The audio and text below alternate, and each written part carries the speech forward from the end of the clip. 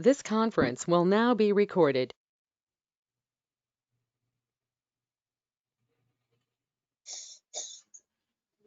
Okay, are you ready for me to call to order, Christy? Yes. Okay, this is Monday, July 6th, 2020. This is the meeting of the Lincoln County Board of Commissioners, and I will go ahead and call it to order. We already did a sound check, and I will do roll call. I see Commissioner Hall is here. And I also see Commissioner Hunt, so we do have all three commissioners present, which constitutes a quorum. First up, we'll do the adoption of the consent calendar. These are items of a routine nature that either commissioners or staff can pull for further information if needed. Otherwise, I will entertain a motion. I would move for approval of the consent calendar as presented. And I'm waiting for my cuckoo clock. Okay. I'll second. All in favor, say aye. Aye. Aye. Okay, motion carries. Thank you. Sorry for the interruption of my clock. No worries. All right, under reports, we have a Lincoln County Public Health COVID-19 update presented by Rebecca Austin, our Public Health Director. Hello, everyone. This is Rebecca Austin, Public Health Director.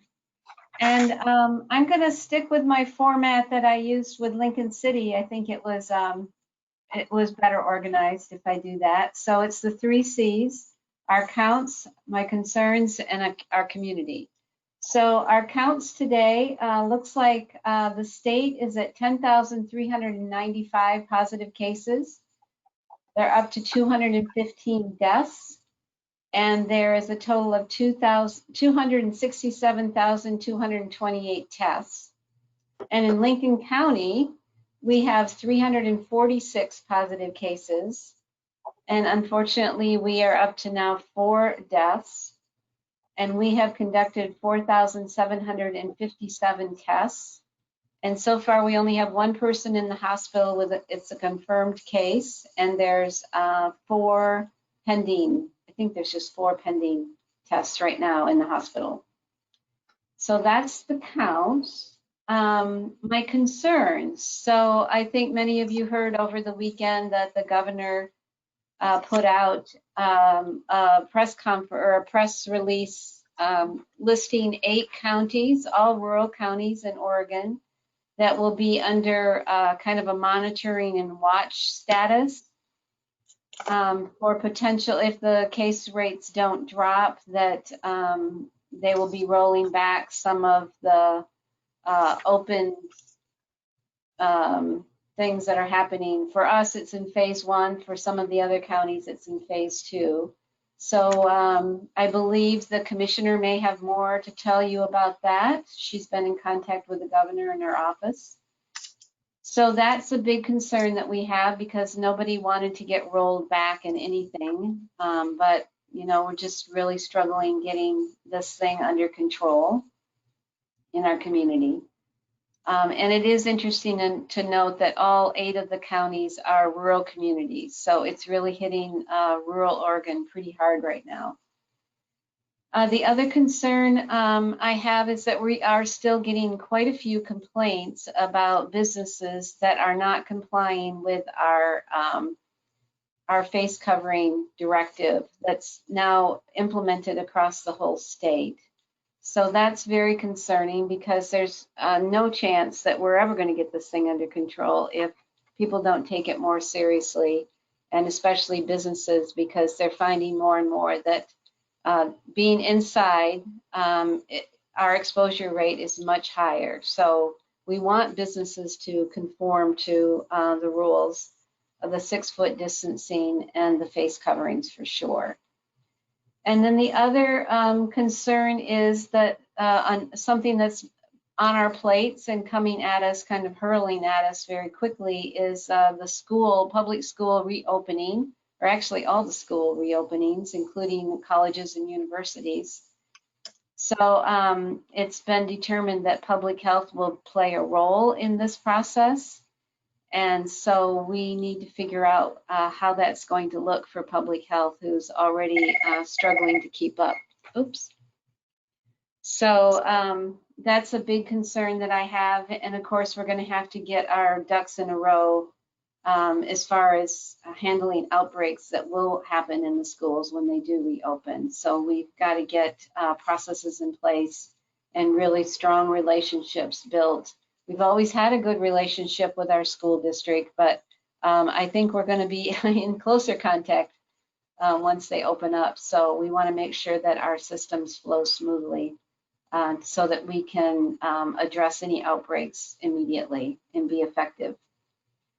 And then the last part is the community. And I just wanted to let you know that last week we had a really great virtual meeting with our Latinx leaders and community members to hear about their concerns and what their struggles are. And it was really a great information sharing process and session. And it looks like this could turn into something weekly as we begin to address the concerns, more things come up. So we got a great to-do list out of that call and pretty much have resolved a lot of the issues that this community is struggling with. And I think that's all I have at this moment.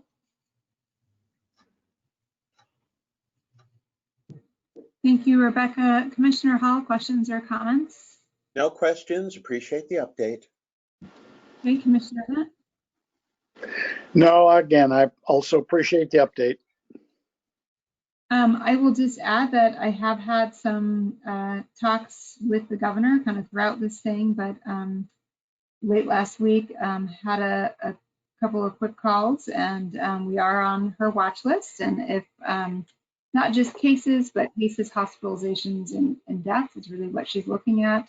If those don't start coming down, there will be other actions taken.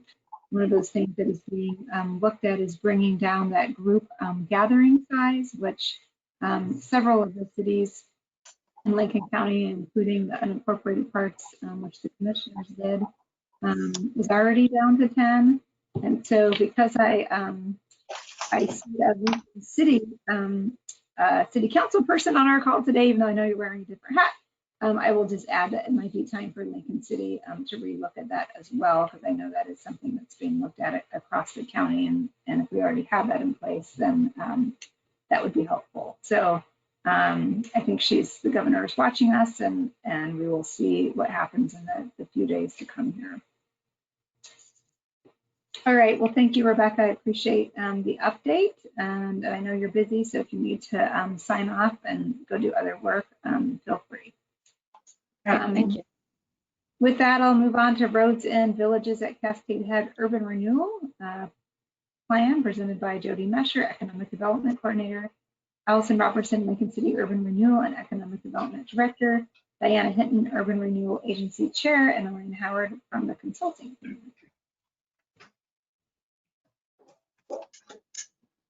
Okay, I think I'm starting. This is Deanna Hinton. I'm the Urban Renewal Chair, and I just need to say that I have an unfortunate spelling of my name, but it is pronounced Deanna, and I can only apologize for it, but there it is. My apologies, Deanna. No, that's fine. Who's going to remember that? But anyway, I just wanted to first of all say that we're very excited to be here today. We've worked really hard over a long period of time, and so today is a really good day for us.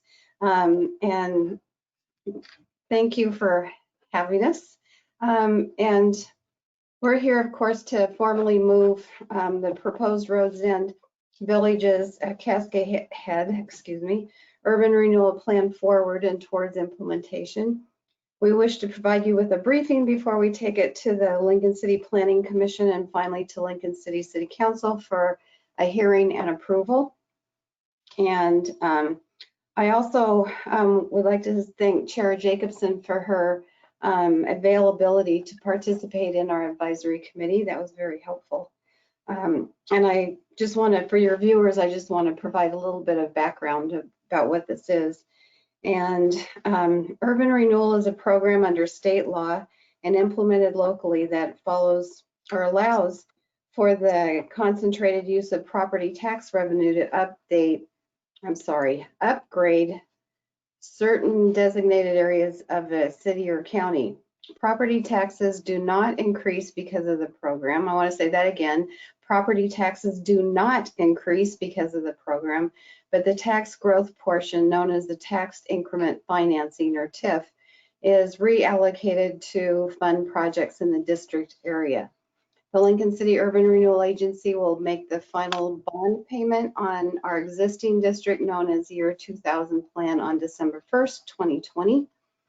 Looking forward, after the Urban Renewal and City Council reviewed 2 options of creating a new district, City Council directed staff to move forward with developing a plan for the roads and villages at Cascade Head area. An advisory committee was developed to assist with planning and outreach for this new district and project list. There were 11 members that included representatives from City Council, Urban Renewal, Lincoln City Planning Commission, representatives from major taxing districts, and community members, and our very own Katie Jacobson. We appreciate their time and attention to detail, and we've come a long way, but we have further to go, which will involve future community outreach to conduct community visioning. Through the community visioning process, projects will be further defined and prioritized as funds are accrued. And now I'd like to turn it over to Allison Robertson, our Urban Renewal and Economic Director. Thank you, Chair Hinton. Hello, Board of Commissioners. Thank you so much for having us today.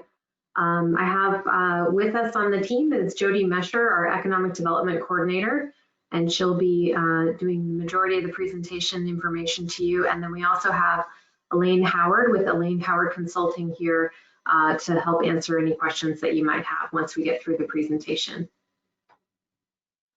I also am wondering, I think there's a screen share option, and if Christy could allow Jody to do screen sharing, that would be great. Yes. Thanks, Christy. Give me one moment.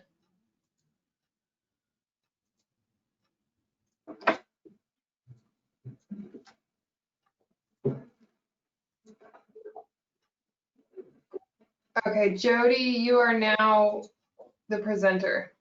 Awesome, thank you.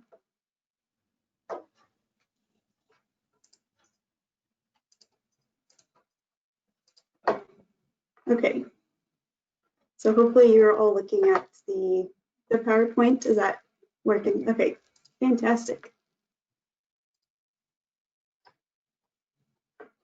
So thank you, Chair Hinton, for the introduction to this project. Just a review of what she mentioned, what we're doing today. We would like to provide you with an update on the roads and villages at Cascade Head Urban Renewal Plan as we move through the adoption process before we take the plan to the Planning Commission and Lincoln City City Council for formal adoption at the end of the month. And a little background about how this plan has been put together.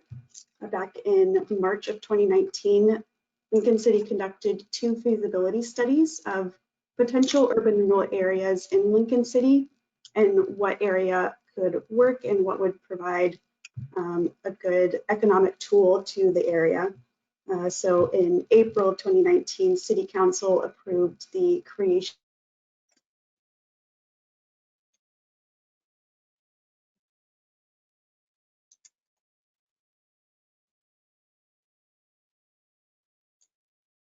Don't we love technology? Mhm.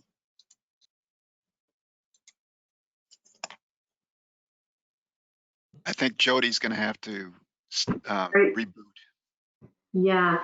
Christy, could you make Elaine the presenter for the PowerPoint, Yeah. please? Sorry about that. It's okay, it happens.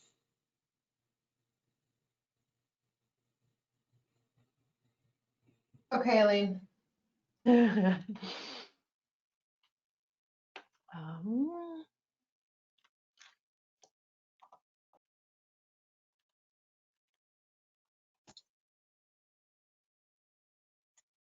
Okay.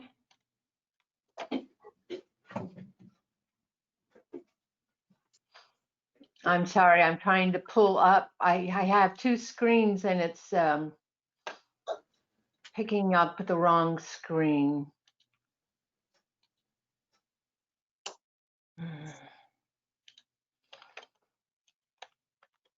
Let me see if I can get it to.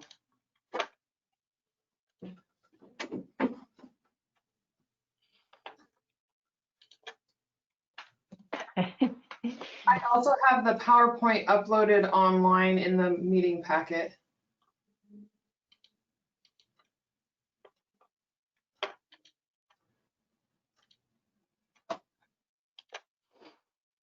Well, for some reason, it's not allowing me to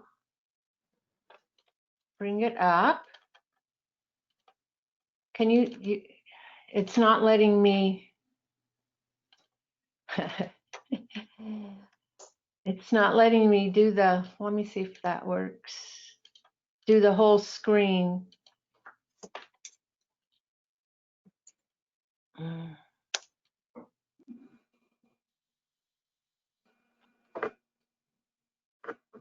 Is there a way that you can bring it up, because I'm not seeing it for some reason it's not letting me. Jody's back on. We could try again. I'm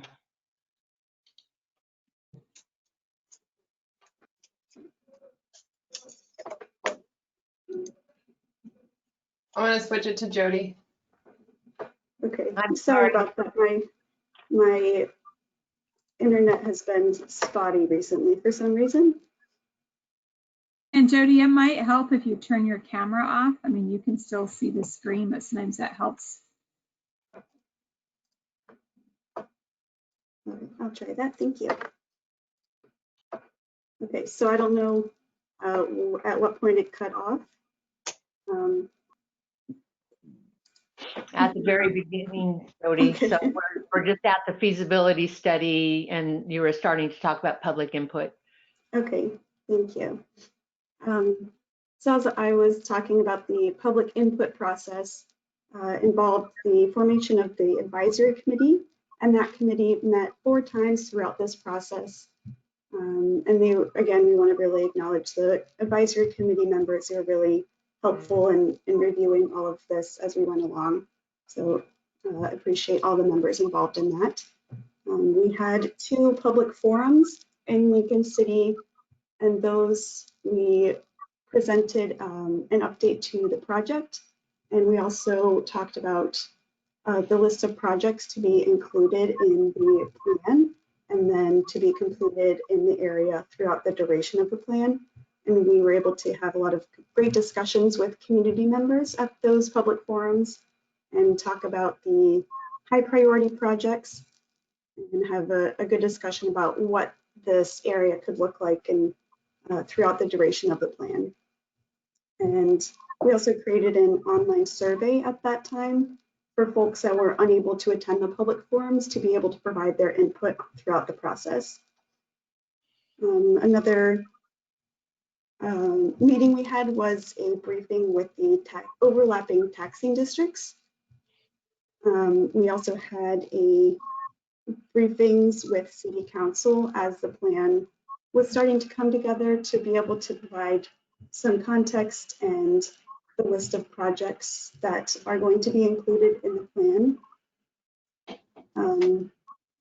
And we had the formal consult and confer letters that were sent out to the overlapping taxing districts.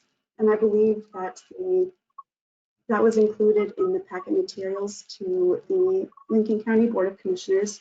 And the letter included an overview of what the financial implications could be for the overlapping taxing districts, as well as the attached plan and report. And lastly, we had a meeting with the Lincoln City Urban Renewal Agency on June 15th to present the draft plan and report for their review. And at that time, the Urban Renewal Agency recommended the formal adoption process of the plan, which involves the briefing with the Lincoln County, meeting with the Lincoln City Planning Commission, and finally a public hearing with the Lincoln City City Council for formal adoption. And that meeting with City Council will be on July 27th. So this is the proposed boundary. If the area is adopted, or if the plan is adopted, this is what the area will be. And we have had the legal description of this boundary reviewed by the Lincoln County Tax Assessor's Office. Are there any questions about the boundary before I move on?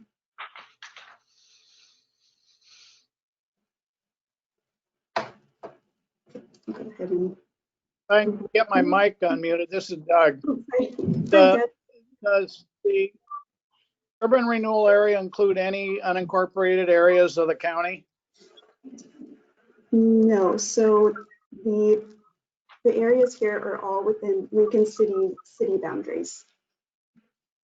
Okay, thank you.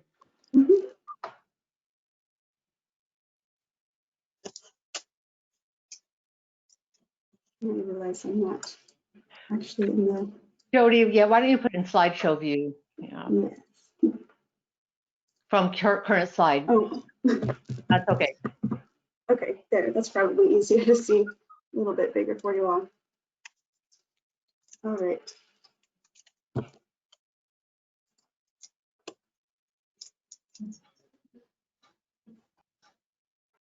So when we talk about this urban renewal plan, the maximum indebtedness of the area, if it is adopted, is $87,100,000, and that will be over a 27-year estimated time frame. So this is the amount of debt included in the plan, and that will be the total amount of dollars that can be spent on the projects that will be mentioned in the plan.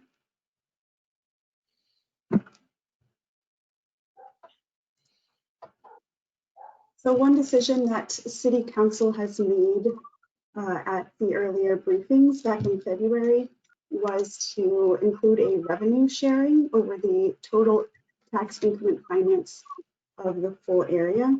So that will be a 15% under levy of the total increase in tax value over the duration of the plan. So that was done to kind of lessen the impacts of the overlapping taxing districts. And so when they made this decision, they also made the decision to increase the duration of the plan from 25 years to 27 years. And the reason that City Council came to this decision was to kind of extend the plan so that the projects could still be completed with the 15% under levy. And I'm going to turn it over to Elaine a little bit later, and she'll get more into the actual financials of the plan, and she'll be able to talk a little bit more about what this will mean for Lincoln County. So some of the project categories are listed here. And so when we've talked about the projects to be included, for any project to be completed with urban renewal dollars, it must be included in the plan. And so as you read through the plan, you may notice that some projects are mentioned very broadly, and some of them are very specific projects. And the ones that are left broad are that's done intentionally, so that way as the area progresses, that those dollars will be able to be used for the projects. And Chair Hinton mentioned in the future, this will involve a lot more community input. So it'll be a community visioning process to go through prioritization and funding for these projects. So the project categories all lie within transportation, economic development, parks, trails and open space, public works, utilities, community connections and appearance, and emergency preparedness, resiliency and mitigation, and finally plan administration.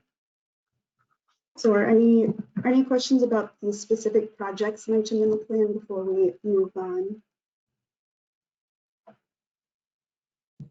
None from me, having been involved, but Commissioner Hall or Hunt, any questions?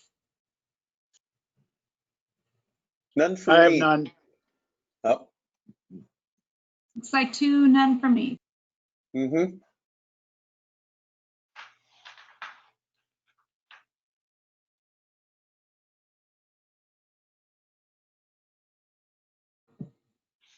I think we can continue, Jody.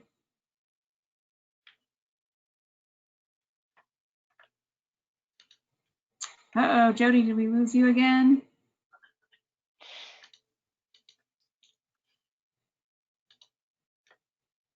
This is Elaine. I'm going to move ahead until Jody comes back on. And Jody, if you can hear me, just interrupt when you come back on. The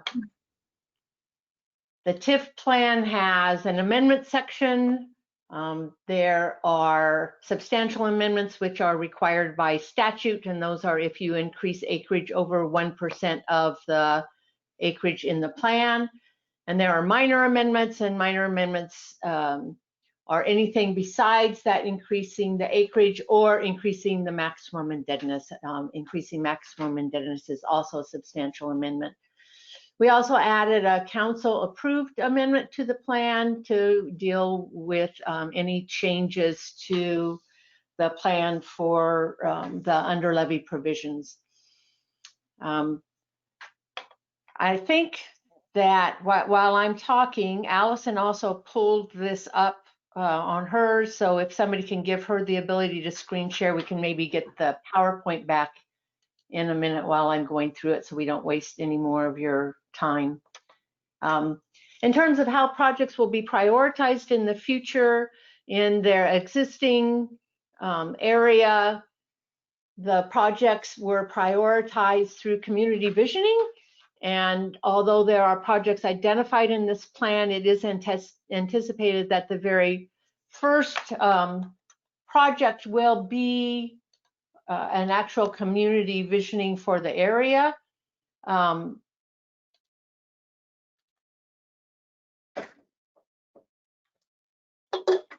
did that come up for people? Do you see my screen?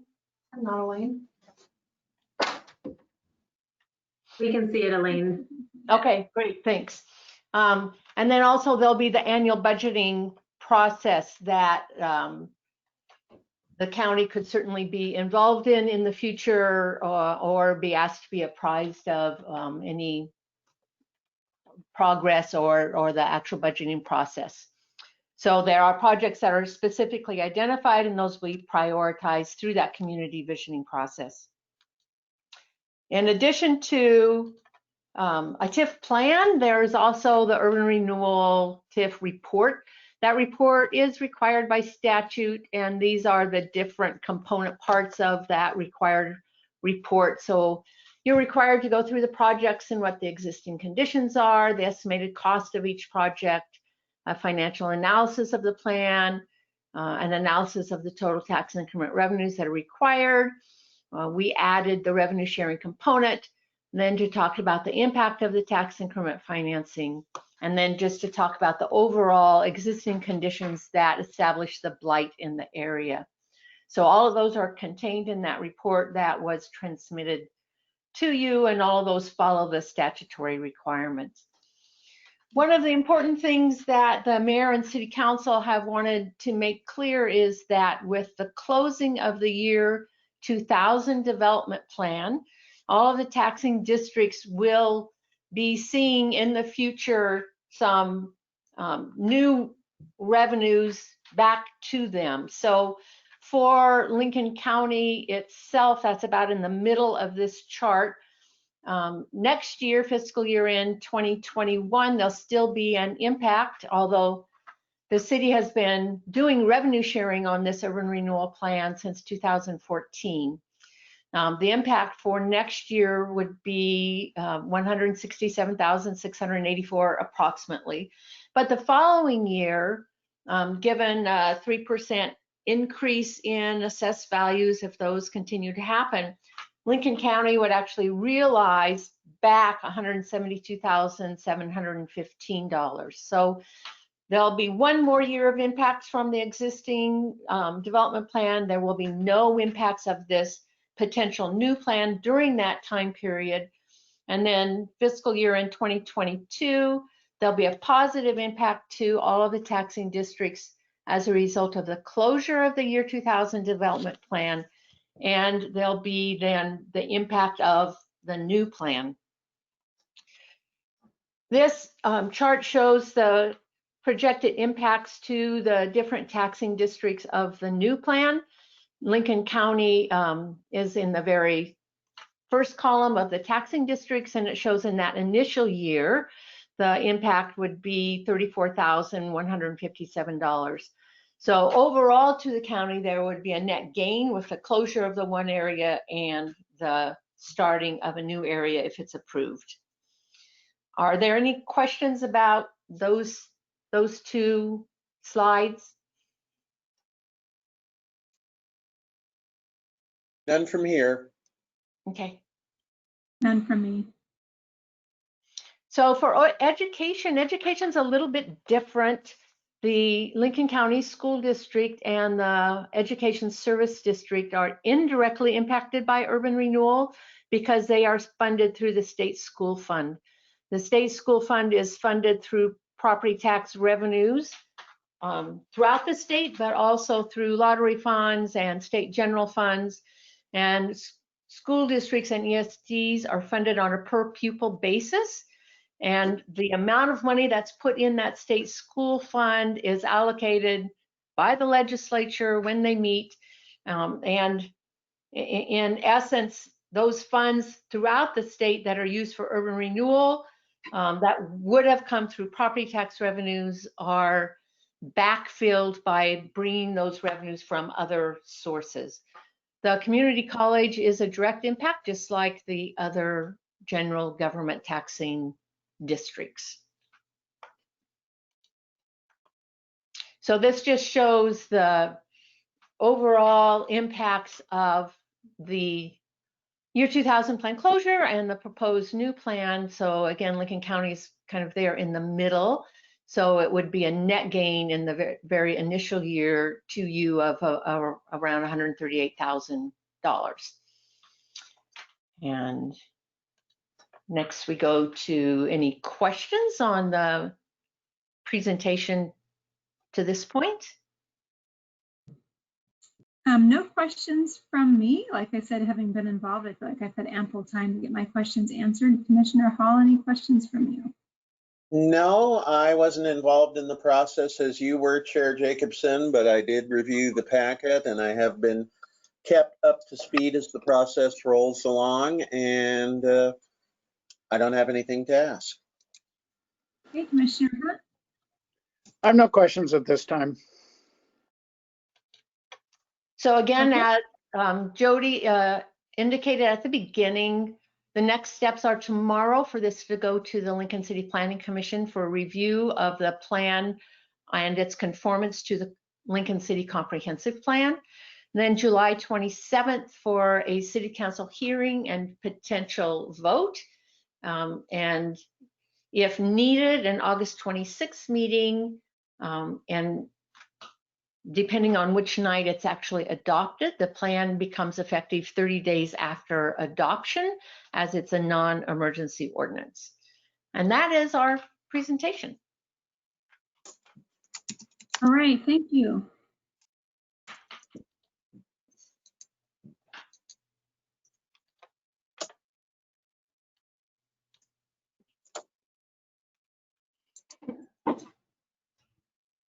So in terms of what we're required to do, that's what we're required to do. And if there are any questions, that's great. And otherwise, I think we're done with that item. I don't think we had any questions from Commissioner Hall or Hunt or myself, so I think we'll move on in our agenda. Thank you. Great. Thank you so much. Thank you. Thank you so much. So next up under Commissioner reports, Commissioner Hall, do you have a report to share? Oh, I'm sorry. Did we skip over discussion and information?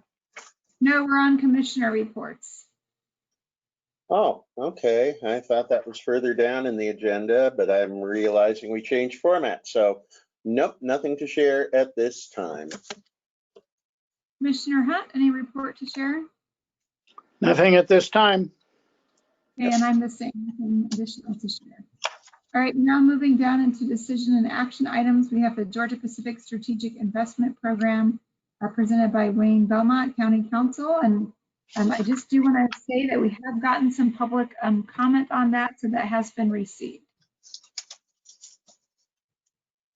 Commissioners, if I might, this matter was presented to you several times in the last few months, and it is an application by Georgia Pacific for the Strategic Investment Program that's run by the State of Oregon, Business Oregon. We have in front of you the actual agreement that would allow us to go forward with the application to Business Oregon. It has been presented to and approved by the Toledo City Council. We held a public hearing on this matter, and then we presented to you the updated agreement 2 weeks ago, and you wanted to have a couple of weeks to receive any public comment, and then, of course, ask me any questions, and we can talk about next steps if you're ready to proceed.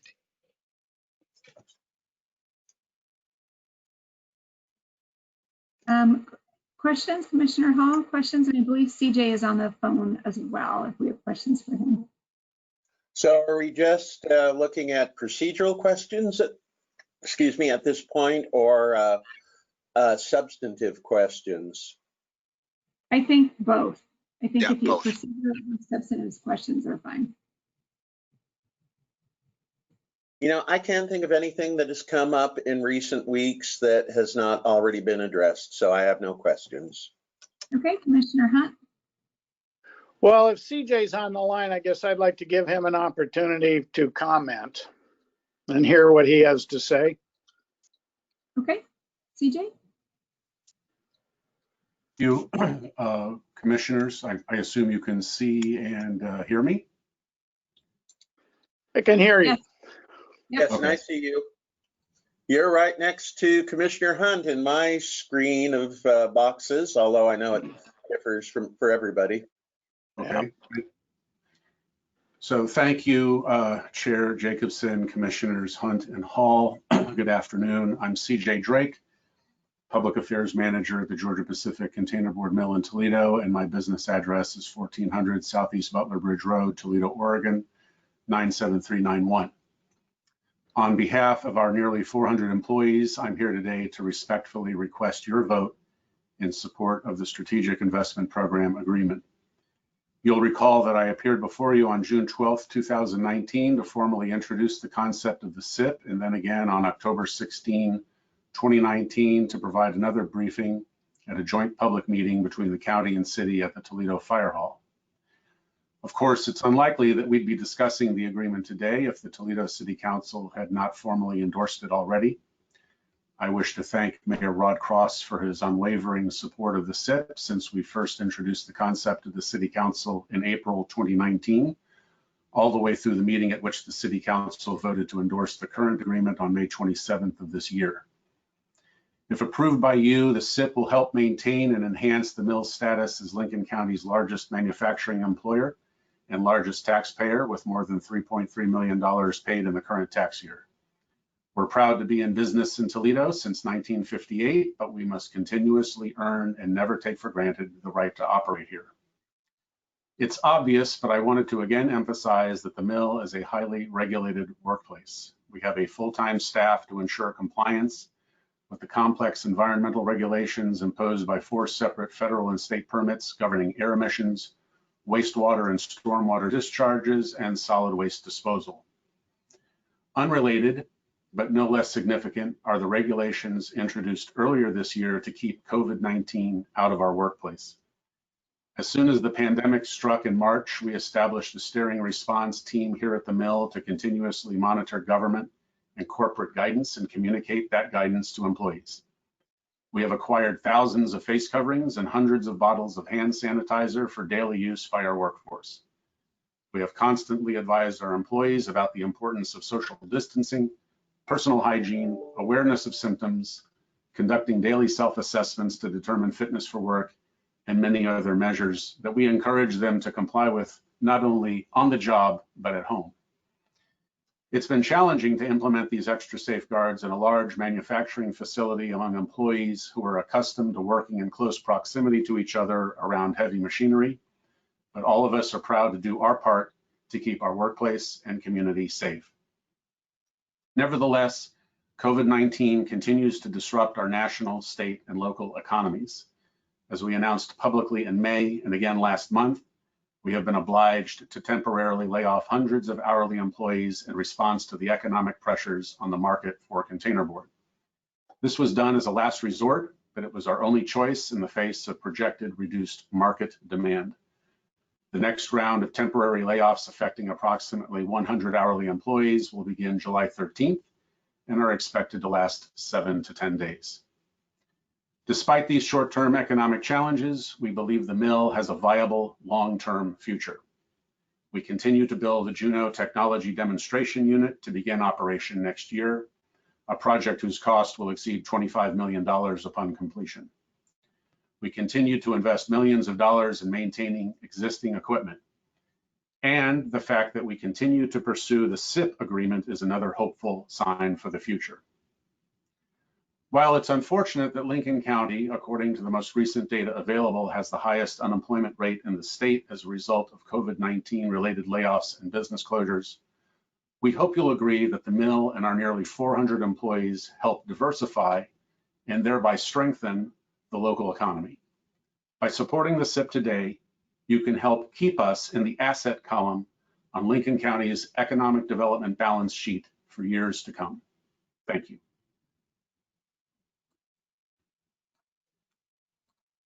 Thank you, CJ.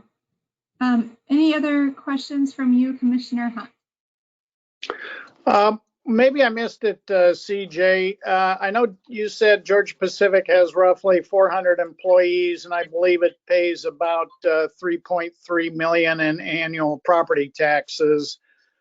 What's the annual payroll for the Georgia Pacific plant? The annual payroll here at the mill for nearly 400 employees is approximately $45 million a year. Thank you very much. That's all I have. Okay, thank you. Wayne, can you give us some procedural guidance here? Sure. Commissioners, you have in front of you the actual agreement that's been negotiated between the parties, including the City of Toledo and Georgia Pacific. If this is acceptable to you, I think a motion to accept this particular agreement and authorize us to proceed will set in the next things that have to occur. That includes finalizing this agreement. We have a couple of little small things we have to put together in it, including some of the addresses and contact information, and get that in front of you, as well as an official action to request the state make a determination on this particular application. At the same time, and running parallel with this, it doesn't have to happen exactly at this time. I've been working on an agreement to actually distribute the community service fee, which is established by this agreement. I've had conversations with representatives of the Port of Toledo and the Greater Toledo Pool and Recreation District, which are, along with the county and the many county service districts, would be the entities which would divide up these funds. I've been looking at samples from others. It's a fairly straightforward process. The normal procedure is to just divide the amounts by the relative taxing authority of each of those entities. So I've got a draft ready to go once you're ready to proceed with this. And so if we get a motion to move forward, then we'll put all these things together and move this whole thing to completion. Okay, thank you, Wayne. I just want to give you a thank you, kind of regardless of the outcome of how this vote goes. I know that you worked very diligently with the GP and exploring a number of options for us, including getting that community service fee increased. So just want to tell you thank you on all your work on this. And with that, I guess let's go ahead and have some discussion and deliberation. And I'll just kind of share my thoughts on this, which is that, you know, pre-COVID, I would have been a pretty strong no vote. The economy was good, unemployment was down. And I just saw no reason for a large tax break to GP from a small rural community like ours. But that was before COVID. You know, we're 4 months in, if you count March as month one. And I'm really conflicted with this. I think this is maybe one of the harder decisions I've made or I'm going to make in this job. And I'm still conflicted as of this moment. And, you know, we're 4 months into this outbreak. In a meeting, a couple of meetings ago with the state epidemiologist, it was clear from that call that we're going to be at this for a while. With COVID, it's going to be probably next summer until we have either a vaccine that is, you know, widely distributed or a treatment that has a stable supply chain. So we're going to be at this for quite a while. You know, we, as CJ said, we have the highest unemployment rate in the state at 23.9% and climbing. Our unemployment benefit system is a wreck, with many people still not receiving benefits they qualify for. And many of our nonprofits are also struggling because they can't fundraise in their typical ways, and there's a big increase in people needing help. So my struggle with this is that while I don't like the idea of giving large corporations a tax cut, there is 400 employees to consider and think about. And while the SIP does not guarantee job retainment or that Toledo GP stays open, I wish it did, but those are not things that it guarantees. You know, I want to give these employees a fighting chance at staying employed and economically surviving the pandemic that we're in. So those are just my thoughts and how I'm conflicted with this.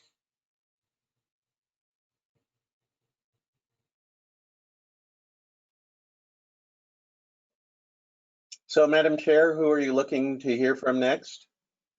I can't hear. You're muted. Katie, you're muted right now. Sorry about that. I couldn't hear, so I don't know. Can you not hear us, Commissioner Hunt? Yeah, I can't hear. We hear you. Okay. Well, maybe you should. Are you on the phone for audio, Are Commissioner you Hunt? waiting for me or for Claire? Claire, go ahead. Okay, well. Yes, I am. Okay. You know, on any vote I need to take, and especially on something this momentous, I am willing to listen to the input of my colleagues and really not cast a final decision until I vote. But right now, I am leaning toward a no vote, and I want to explain why. First, I want to acknowledge that in developing Juneau, Georgia Pacific is playing entirely by the rules established by the state and federal governments. Their application for this strategic investment program tax break is also within the existing rules. No one in authority at any level, however, seems to be asking whether these rules are still appropriate. I think we have to acknowledge the fact that this mill is one of the largest polluters in the state of Oregon. The last ranked list I could find in 2014 had it number 3 in the state with 1.2 million pounds of air emissions and water pollutants.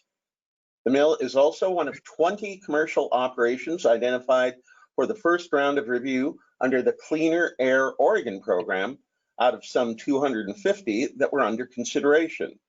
The Department of Environmental Quality will be reviewing the operations on their list to determine if their emissions pose a threat of health and safety to nearby populations, and if those permits need to be revised. Until we see the results of that review, I think the precautionary principle should prevail.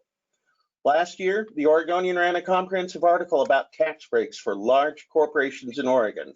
One of the people said that while larger communities have largely stepped back from these breaks, rural communities continue their race to the bottom. For me, it's time to step out of this race. As we've discussed previously, this program has no requirement for the mill to remain open for a specified period of time, no requirement to guarantee any job retention, let alone job expansion. I feel like we are being asked to commit millions of potential lost tax revenues for a wink and a smile. I try to talk to a large number of people from all walks of life in the community. Sometimes I ask for people's input on an issue, and oftentimes they volunteer it. Well, shortly after this request was brought to light, I was approached by the owner and operator of a local small business. She often tells me that supporting jobs is my #1 responsibility. So imagine how surprised I was when she said, "Don't you dare vote for this. Those billionaires can afford to make these investments themselves." Again, let's look at the COVID pandemic. And it seems like this is one more case of the rich getting richer, while the middle class and working poor continue to struggle for their survival. The viability of this country depends on them no longer facing that constant struggle. Thank you. Thank you, Commissioner Hall. Commissioner Hunt?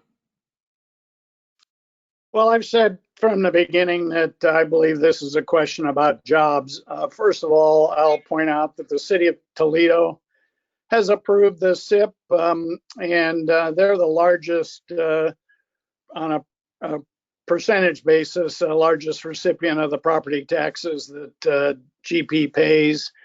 And I guess I would liken this to a car. If you have a car and you're thinking of getting rid of the car, you're probably not going to put some extra money in it to maintain it. But if you do put some extra money into the car to maintain it, you're probably going to keep it around for a little longer than if you didn't. And so I see this SIP as an opportunity or an approach that will protect or enhance the jobs that are there. Again, there's no guarantee that there'll be more jobs. There's no guarantee there'll be less jobs. But I certainly think that if the company is going to make the type of investment of up to $100 million, they're probably not going to be making that kind of an investment and then shutting the business down. Again, as you heard CJ say, we're talking about a payroll currently in the neighborhood of $45 million. Maybe that's pre-COVID, but it's still a substantial amount of money. And they do pay property taxes of $3.3 million. So to me, it's a question of jobs. Do I want to risk all the jobs at GP? Because if they make this investment in some other mill, then that'll be the mill that gets further investments. So I have from the beginning believed that this is an approach that will keep jobs in Lincoln County, and I think that's an important consideration. If you're concerned about pollution and other aspects of this plan, GP is not asking for any increases or variances in their permits. They're able to do these projects within the existing permits. So this is not the structure to change their permits. So I support it. Support the SIP. Okay, thank you, Commissioner Hunt.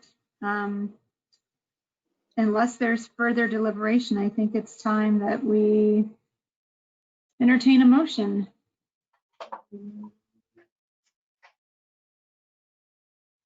Okay, this is Commissioner Hunt. I'll move that we proceed with the strategic investment program for Georgia Pacific and authorize staff to complete negotiations, work with the state, complete the community fee sharing agreement, and work with Georgia Pacific to implement the program.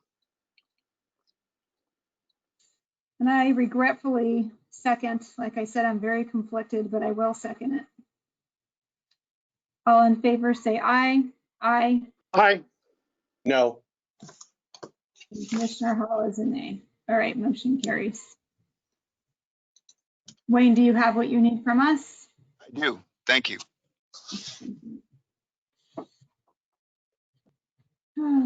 I would just like to add that yeah, very conflicted about it, and I hope that this gives those 400 employees a fighting chance at economic survival during this time. Okay, moving on to resolution 2678, extension of the declaration of emergency related to COVID-19. Wayne?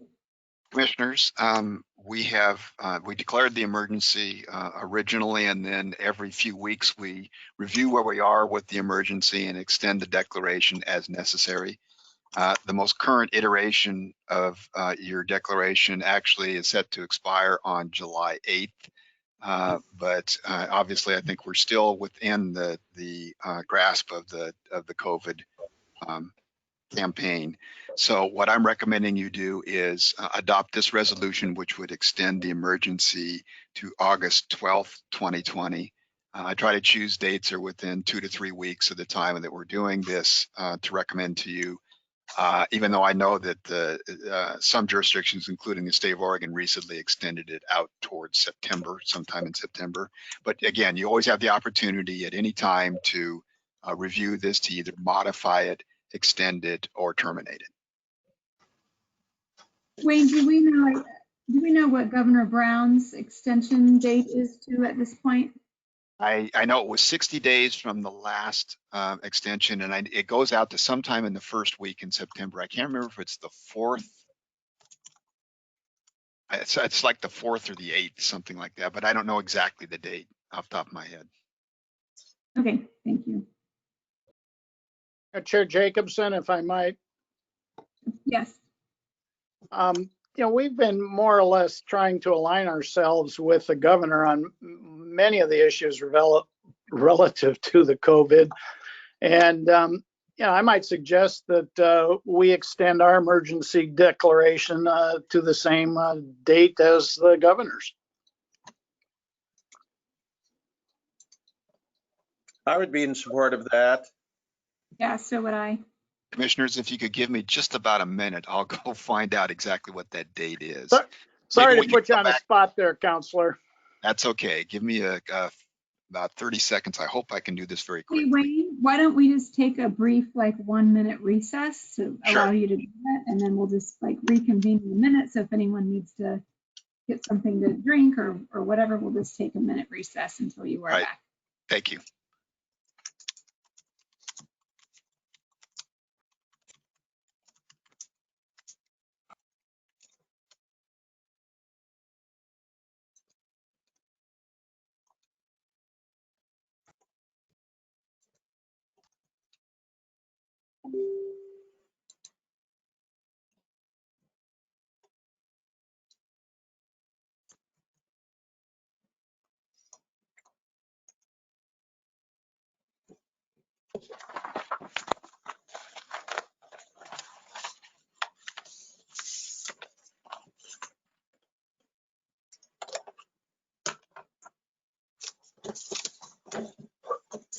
Council Belmont, I show till September 4th.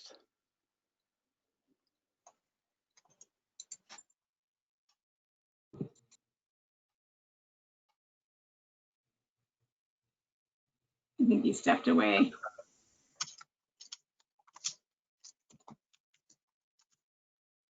I could make some comment about attorneys, but I won't.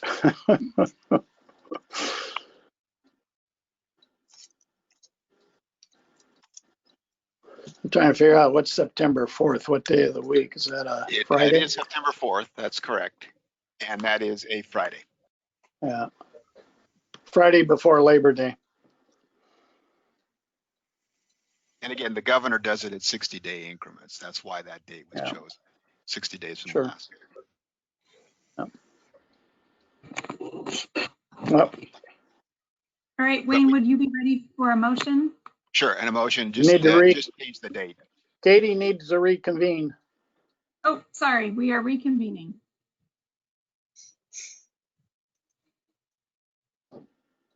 Okay, with that. I'll move that we extend the declaration of emergency related to COVID-19 until September 19th, September 4th, 2020, in alignment with Governor Brown's order.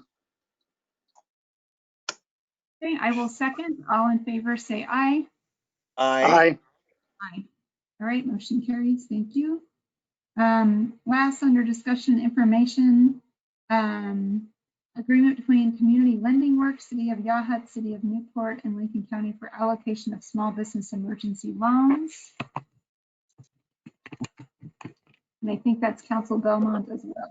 It is, Commissioners, and I have Assistant County Counsel Jerry Herbage on the line too, who's been actually dealing with the specific agreement. We've now actually had a meeting before on the board meeting today in which we went through a few of the final terms that we need to deal with.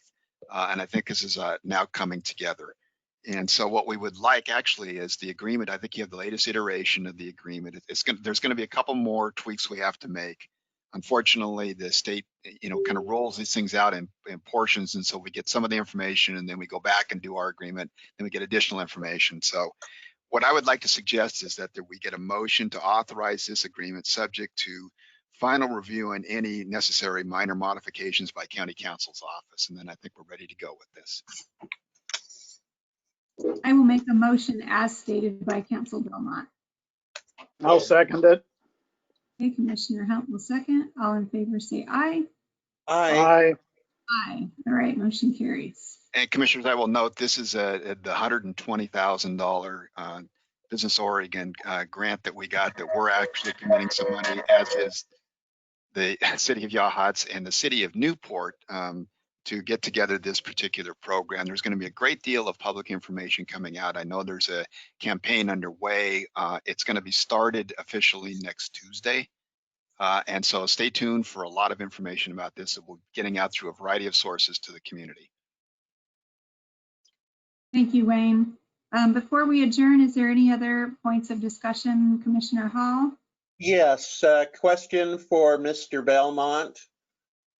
Whether he could verify, I asked him about setting a date for our review of the 24-hour hold requirement for lodging properties in unincorporated areas of the county.